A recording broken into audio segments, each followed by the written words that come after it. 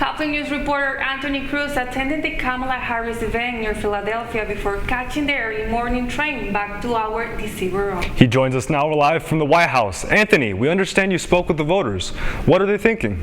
Yeah, guys, so the event last night was in Delaware County, which is one of the many Philadelphia suburbs that helped propel Joe Biden to the presidency in 2020. But last night, it was the center of many undecided voters from across the battleground state with the most electoral votes up for grabs, asking Kamala Harris to clarify some questions that they have before they cast their ballots. I think I speak for the majority of Americans when I say that we want a ceasefire in Palestine. First-time voter Daniela James hasn't made up her mind on voting for Harris or a third-party candidate because she says she doesn't agree with the Biden administration's policy on the Middle East. But she says she's leaning towards the vice president, naming her proposed economic policy as a reason why.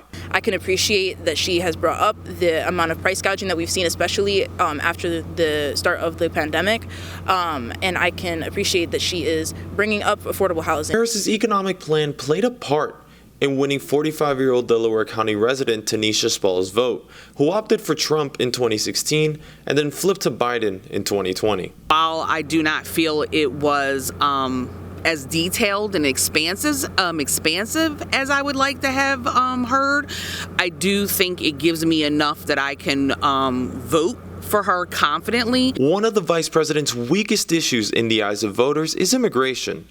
Harris did not give a direct answer when asked if she supports building a wall along the southern border, which she said in 2019 was a, quote, medieval vanity project.